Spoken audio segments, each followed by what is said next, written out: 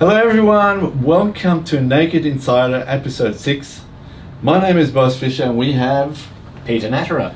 Welcome. Thank you. Excellent.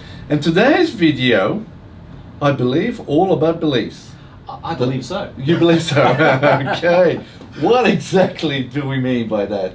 A belief is a way of being able to trust into the world so that we say this is the way the world works, and that is a belief system that is reinforced by what we perceive around us and by the social bubble that we have around us. Any examples? Well, the world is flat or the world is round. Yes. There's a huge debate raging still Even right now. today. And also, whether the Americans ever actually managed to get to the moon. What that is a belief. Yeah. Yes. Or is that a conspiracy? A conspiracy, yeah. But it is. It's all about a belief, and it's those things that we've convinced ourselves of, based on the evidence that we allow ourselves to receive, and because we do filter out stuff that does not conform with our belief, yes, which kind of populates the belief as well too. Yeah, it does. Yeah. So how do people form beliefs in the first place? Beliefs are a way of dealing with the world without getting every situation being new. So yes, breathing is good. That's a belief. And yes, it's also backed up by a few other little bits and pieces. Yes. I believe that in Australia we drive on the left-hand side of the road. That's a very useful belief. Correct. So beliefs are actually quite helpful in terms of allowing us to get on with the rest of our lives. Yes. While performing or structuring the world around us in a way that makes sense to us at that time. Correct, because if you had to think every time about when the sun comes up or the sun comes down. Yes, and that's a belief too. Yes. We believe the sun will come up tomorrow morning. Correct, yes. Correct. So what is the difference, or explain it sort of more about what global beliefs sort of imply? Well, absolutely. So I just touched on one. The global belief is that every day the sun comes up in the morning. Yeah. Presumably from the east. Yeah. So these are beliefs, and yes, we have certain scientific principles that we believe in that make that happen. One of the beliefs that's been recently shattered was that there's always going to be toilet paper on the supermarket shelf. I was going to ask you. So how has the coronavirus pandemic shaken our belief structure? It has really forced people to restructure the way the world works in their mind. There is a lot of shaking of belief systems going on at the moment, and that's why we're having these debates. Do we wear masks? Do we don't wear masks? Do we have two people in the elevator, or do we just all pile in? Do we go for a walk in the park, or do we not go for a walk in the park? So, and this is actually a symptom of belief systems being called into doubt. Yes. And it confuses people. So belief systems in general are really good at keeping us sane. Yes, correct, okay. So I just want to talk more now around the behaviour, which is explain to everyone about what do we mean by empowering belief? Well, we all have certain experiences in our lives where we know we can do something. Correct. That knowing is that we have a belief that we can do that. Not that I am, but I know that I can run the mile the fastest on the track. Yes. Or a disempowering belief would be one that starts with, but I always do that. Yes. So it's a self-sabotaging belief. Yes. Self-sabotage is a form of belief in its own right. And we tend to conform to what we believe in. Correct, because disempowering beliefs can be highly toxic. Absolutely. So you can get in organizations, but you can also for yourself. So you can self-sabotage as yourself. So if you, for example, say, well, I'm very poor with money because it's something that you've learned as a kid, or your parents have told you you're never good with money, or we've never been good at managing money. So you've grown up with that belief, and therefore you are self-sabotaging yourself. Absolutely, and we conform to that belief. Okay. So let's look at an example from an organization. An organization is made out of people, and each one is a collection of people, and they have all their unique belief structure. Yes. So what are the challenges there to start off with when you've got a group of people all trying to, work together? you can get a match or a mismatch of beliefs. If you get a match of beliefs, people saying, yes, we can do this, we're going to get on board with this, we're going to power through this, then you get a really powerful organisation. And you create a mini universal or global belief within that organisation. And that's what the structure of a lot of these meetings are, and powwow sessions and power sessions, to try and get people into that. What happens is that if the individual doesn't line up with that belief within themselves, either about the company or about themselves, that energy can tend to dribble away. Which means that you're in a shorter or longer period of time, the effectiveness of that organisation can start to stagnate. Okay. So what are the risks then? The risks are that a bubble of belief, and I call it a bubble, tends to form and tends to solidify in a certain place, so that you could see it almost, we've always done the business this way, why should we change now? Correct. And look, every business goes through a cycle like a bell curve, where you reach the peak, but after you've reached the peak, you're on the downward slope. If your beliefs don't change from the point that you've hit that peak, you will hit the downward slope. There's no two ways about it. I mean, it's a belief. So one of the most powerful things a business can do is to re-envision their beliefs, still keeping the core belief, but at the same time raising the level, raising the horizon, raising the profile of where they can see themselves going further and going future. I actually came up with another point. How does an organisation identify what's the core belief?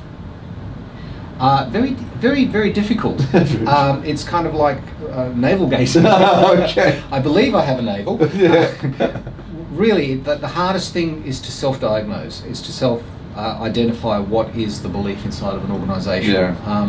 Because our beliefs, especially if that is being looked at by somebody who has a vested interest in the organisation, will always believe what they believe about the organisation. Yeah, correct. But that may not track with the way or where the organisation is. So it's pretty much important to have some kind of outside person or outside organisation looking at that structure and saying, well, yes, in principle this is where you're at, but actually this is where you are on the map at the moment. Yeah, okay. So my next question was more about sort of the relationship between, for example, the manager or the executive with their employee, or peer, so within peer. So you can have toxic relationships. Absolutely. Where you can have the manager and the executive just constantly pulling down their employees. Yes. How detrimental could that be to the organisation? Yeah, extremely detrimental. So one of the things about human nature, we generally tend to believe the negative. We generally tend to believe the negative about ourselves. Correct. And perhaps that's something that's ingrained in us since we were, this high. But the power of communication is extremely important. That's why a lot of the successful organisations actually coach their people, which means, yes, here is where you can improve, but here are the things where you're already doing amazingly. So can we lift everything one ratchet higher, or can you keep doing more of what it is you're doing? Whatever the case may be. There is an element of communication that needs to be very, very consciously thought about from the executive level to the level that actually does the do. Okay. So we sort of realise that it can be extremely toxic. Yes. The question is, do they actually realise that it's actually taking place? Because most of the time they don't look at human behaviour that closely. No. And oftentimes a lot of these things are emotionally driven, because the executive level has imperatives that are totally not visible to the people that have to do the functions. Yet it creates an emotional pressure which can oftentimes come out as a negative or as a criticism or as more stick than carrot. Yeah, correct. So is there an easy way for organisations to identify that sort of potential risk within people? Yes. You look at the reaction of the people and look at their output. It might be a very quick way of looking at it, but if you get the glazed eye syndrome when you're talking to somebody, then this person is tuned out because they're not at all on board with what you're saying, and they're just occupying space while you finish what it is that you're saying. That doesn't achieve anything for the person listening or the person talking. Correct. Yeah. So in the end, if there's a mismatch of beliefs within an organization, and you talked about that, it's quite difficult to self-identify. Correct. What can they do then? They need to find somebody who can take an objective view. Look, it's very simple. When you are when you're in amongst the alligators, to use an American term, it's very hard to find out where it is that you are and what you need and where you need to go to get out. And it's often hard to identify because that's the norm, because this environment is the way that the company or the organisation always has been. It may not seem strange. It may not seem that the alarm bells are going off. And perhaps for an organisation, it's okay being a mediocre term, for that organisation to walk along on that pace. How much better would it be if everybody got on board, aligned with a belief system, empowering that belief system, and moved forward? Oh, that I totally agree. Yeah. Totally. Oh, and by the way, that's a belief too. Absolutely. Everything's a belief. Okay, everything is a belief. Exactly. So what's the key takeaway in this topic? I think to look at where your belief system currently is, which is actually the question that you asked, one of the most important things that you can do is to play the what-if game. I don't think anybody would have in 2019 played the what if the COVID-19 happened game, but you can game things out a little bit and say, what if legislation changes? What if this happens? What if the competitor comes along and is suddenly financed by a mega $1 million organisation from overseas somewhere? Or it could be what if there's a merger acquisition, and then now you're fighting against another person who's got exactly the same role as yours. Absolutely.